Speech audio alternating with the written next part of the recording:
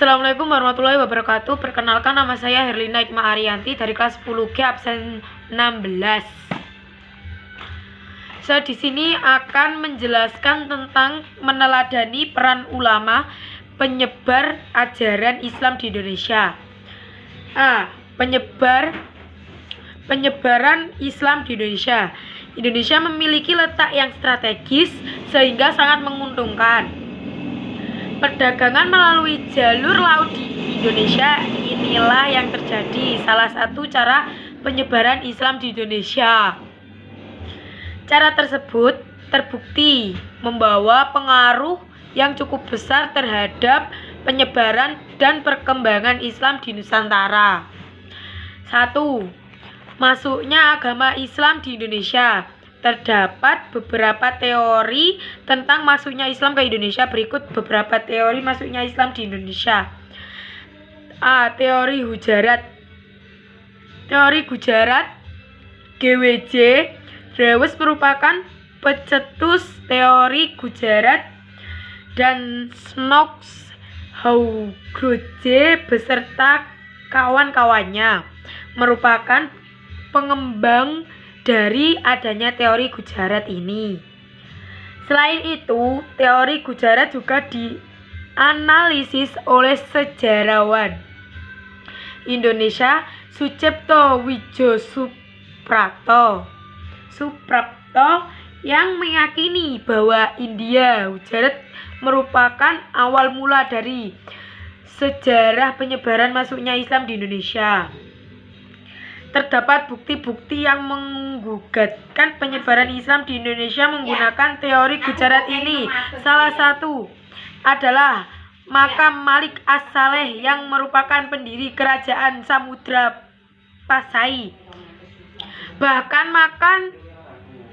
makam Maulana Malik Ibrahim yang merupakan salah satu dari tokoh penyebaran Islam di Indonesia, Wali Songo, juga memiliki ciri batu nisan khas Gujarat seperti makam Malik As-Saleh. B. Teori Arab. Adapun teori Arab Mekah merupakan teori tentang penyebaran Islam yang menjelaskan bahwa ajaran Islam mulai masuk ke Nusantara langsung dari Arab Mekah ketika masa-masa Kekhalifahan C. Van Leur hingga Buya Hamka atau Abdul Malik Karim Amrullah mendukung teori ini sebagai salah satu teori relevan termasuk agama Islam di Nusantara. Buya Hamka menjelaskan bahwa bukti-bukti tersebut adalah merupakan sumber dari naskah kuno Tiongkok yang menjelaskan sekelompok bangsa Arab bermukim di pesisir barat Pulau Sumatera tahun 625 Masehi. C. Teori Persia. Teori Persia menjelaskan bahwa asal mula penyebaran agama Islam di Nusantara berasal dari negara Persia atau Iran. Husain Dajaningrat dan Umar Amir Husain Dajaningrat mendukung teori Persia dan memberikan pendapat. Namun seperti yang kita ketahui, aliran Islam di Persia merupakan aliran Islam berporoskan syair. Sementara aliran Islam yang mengembangkan di Indonesia adalah bukan dari aliran Syiah dan beraliran Sunni. D. Teori Tiongkok. Teori masuknya Islam ke Indonesia juga dapat dari teori Tiongkok. Teori ini menjelaskan tentang sejarah penyebaran ajaran Islam di Nusantara yang berasal dari Tiongkok, di mana teori ini dipaparkan oleh Slamet Mulyana dan Sumanto Al-Qurtubi. Teori Tiongkok didukung oleh bukti seperti perpindahan orang-orang Muslim Tiongkok dari kantong Kanton Asia Tenggara. Bukti lain yakni raja pertama Demak yang memiliki keturunan Tionghoa, yaitu Raden Patah. 2. Perkembangan Kesultanan di Indonesia. Penyebaran Islam di Indonesia tidak terlepas dari peran kerajaan Islam yang berkembang pada abad ke-13 sampai abad ke-18. Kerajaan Islam yang berdiri dan berkembang berdasarkan lokasi pusat pemerintah seperti Sumatera dan berubah menjadi kesultanan dan istilah raja menjadi sultan. Banyak masyarakat yang berbondong-bondong masuk Islam sebab syarat masuk Islam mudah dan tidak mengenal sistem kasta.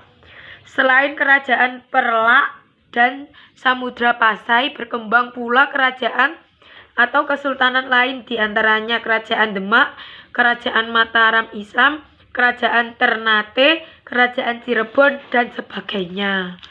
Saya Kerin Eka Devita Najwa, absen 18 kelas 10 G. B. Tokoh penyebar ajaran Islam di Indonesia. Banyak tokoh yang berperan aktif dalam penyebaran ajaran Islam di wilayahnya masing-masing maupun di wilayah lain. Tokoh-tokoh tersebut diantaranya sebagai berikut. 1. Sultan Malik As-Shaleh. Malik As-Shaleh mulai menduduki tahta Kesultanan Samudra Pasai pada 1267 Masehi di bawah kepemimpinan Malik As-Shaleh.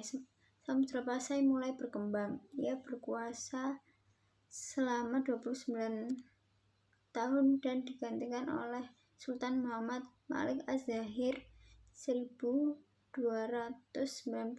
sampai 1326 Masehi. Malik As-Shaleh juga dikenal sebagai Meurah Silu. Selain dikenal sebagai pendiri dan raja pertama dari Kesultanan Samudra Pasai, Malik As-Shaleh juga merupakan tokoh penyebar agama Islam di wilayah Nusantara dan Asia Tenggara pada abad ke-13 Masehi. 2. Sultan Ahmad. Ia bergelar Sultan Malik At-Thohir II saat menjadi sultan di Kerajaan Samudra Pasai. Saat ia memerintah, Samudra Pasai dikunjungi oleh Ibnu Battuta. Ibnu Battuta mengemukakan bahwa Sultan Ahmad sangat memperhatikan perkembangan dan kemajuan Islam. Ia terus berjuang untuk menyebarkan Islam ke berbagai wilayah di sekitar Samudra Pasai.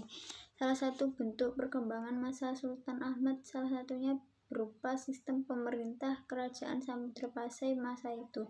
Pemimpin tertinggi kerajaan berada pada sultan yang biasanya memerintah secara turun-temurun. 3. Sultan Alauddin Riayat Shah.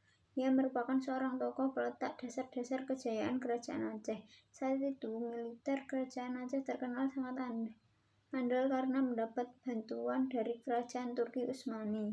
Sultan Alauddin Riayat Shah menyebarkan Islam di wilayah Aceh. Ia mengundang para ulama dari Persia dan India untuk mengajarkan Islam di Aceh hingga agama Islam berhasil disebarluaskan sampai ke Minangkabau dan Indrapura. 4. Wali Songo. Wali Songo menjadi tokoh penyebar ajaran Islam di Pulau Jawa. Pendidikan, pernikahan, perdagangan, kebudayaan, kesenian, dan politik dijadikan sebagai saluran dakwah oleh Wali Songo. Berikut tokoh-tokoh Wali Songo. A. Maulana Malik Ibrahim, Sunan Gresik. Maulana Malik Ibrahim atau biasa disebut dengan Sunan Gresik merupakan wali songo pertama yang menyebarkan Islam di Pulau Jawa. Sunan Gresik lahir di Champa, Kamboja, dan ayahnya adalah seorang ulama besar di Maghribi yang bernama Barakat Zainul Alam. Sunan Gresik memiliki beberapa nama sebutan lain seperti Makhdum Ibrahim, As-Samarqandi atau Syekh Maghribi, dan Asmaroqandi. Nama lain Asmaroqandi merupakan nama yang biasa disebut oleh masyarakat Jawa untuk Sunan Gresik. B. Raden Rahmat, Sunan Ampel. Sunan Ampel memiliki nama asli Raden Rahmat. Beliau merupakan seorang wali sepuh. Sunan Ampel menikah dengan Dewi Condrowati, Nyai Ageng Manila, dan Dewi Karimah binti Ki Kembang Kuning. Sunan Ampel memiliki 6 orang anak. Adapun nama ke-6 anak tersebut yakni Raden Makhdum Ibrahim, Sunan Bonang, Raden Hasim, Sunan Derajat, Sunan Sedayu, Siti Syariah, Siti Mutmainah, dan Siti Hafsah. Sementara pernikahan dengan Dewi Karimah juga dikaruniai 6 anak. 2 anaknya merupakan istri Sunan, yaitu Dewi Murtasyah, istri Sunan Giri, dan Dewi Murtasimah atau Dewi Asyikhoh, istri Raden Fatah. C. Maulana Makhdum Ibrahim, Sunan Bonang. Sunan Bonang memiliki nama asli Raden Maulana Makhdum Ibrahim, lahir pada tahun 1465.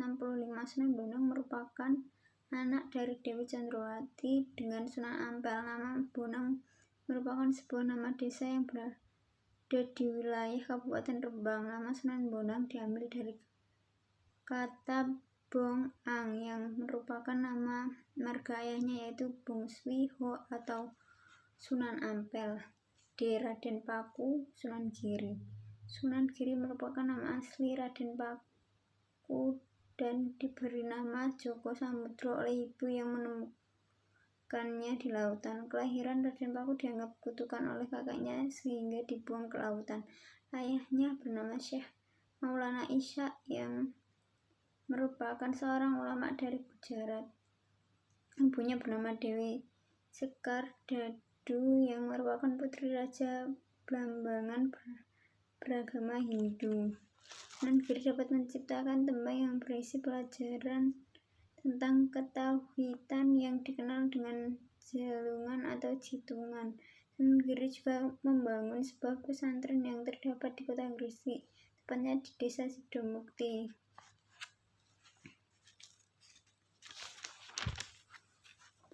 E. Syarifuddin, Sunan Derajat.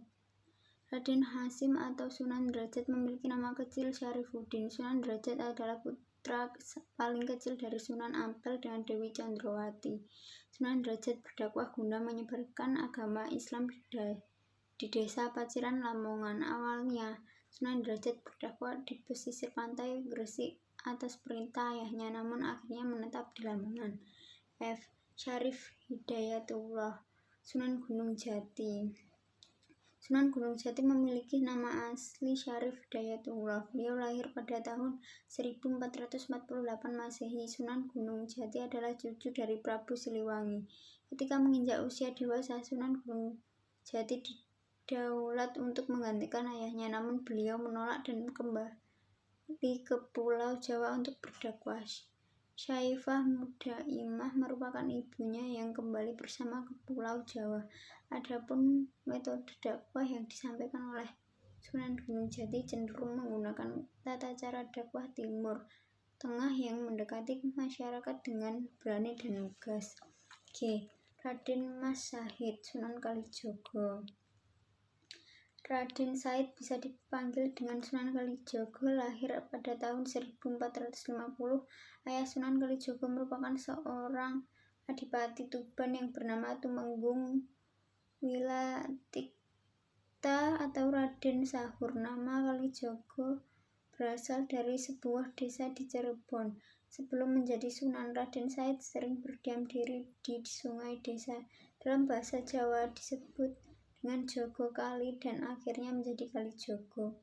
Sunan Kalijogo memiliki perbedaan yang menonjol dari segi berpakaian. Sunan berpakaian layaknya masyarakat Jawa, seperti menggunakan baju hitam dan belangkon. H.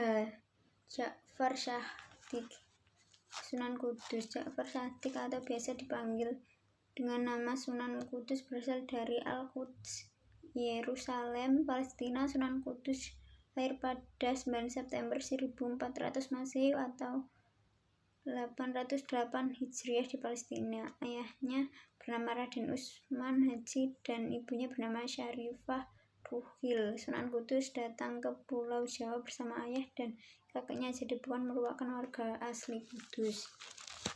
I. Raden Umar Said, Sunan Muria. Raden Umar Said atau bisa dikenal dengan Sunan Muria diberikan sesuai dengan tempat tinggalnya, yaitu lereng Gunung Muria. Ayahnya adalah Sunan Kalijogo, oleh sebab itu cara berdakwahnya menggunakan metode yang sama. Metode tersebut adalah dengan kesenian dan kebudayaan masyarakat Jawa. Sunan Muria menyebarkan ajaran agama Islam di daerah sekitaran Gunung Muria. 5. Sultan Alauddin. Ia bernama asli I Mangarai Daeng Manrabiah. Sultan Alauddin diangkat sebagai Raja Goa saat usia 7 tahun. Ia adalah penyebar Islam di Sulawesi Selatan. Pada masa pemerintahan Sultan Alauddin, penyebaran Islam mencapai Buton dan Dompu. Tidak hanya itu, ia juga berhasil mengislamkan kerajaan Wojo, Sopeng, dan Bone. 6. Datuk Tunggang Parangan. Ia bernama asli Habib Hashim bin Musyayyah bin Abdullah bin Yahya. Datuk Tunggang Parangan berasal dari Minangkabau dan berdakwah di Kutai Kartanegara. Beliau berdakwah bersama Datuk RI Bandang pada tahun 1525 sampai 1589. Raja Haji Mahkota dan keluarga kerajaan serta rakyat Kutai Kartanegara memeluk Islam karena dakwah yang dilakukan Datuk Tunggang Parangan. Ia wafat dan dimakamkan di Kutai Lama, Kalimantan Timur. 7. Sultan Zainal Abidin. Ia datang ke Jawa Timur pada tahun 1494 Masehi untuk menimba ilmu agama di pesantren Sunan Giri. Sekembalinya dari Jawa, Sultan Zainal Abidin mengajak para ulama terkemuka seperti Tuhu Bahanul untuk membantu dakwah di wilayah Maluku. Sultan Zainal Abidin mendirikan banyak pesantren yang mengajarnya didatangkan langsung dari Pulau Jawa. Ia juga mendirikan Babato Akhirat atau Jalubi untuk membantu Sultan dalam mengawasi pelaksanaan syariat Islam di Ternate. Sekian, terima kasih. Wassalamualaikum warahmatullahi wabarakatuh.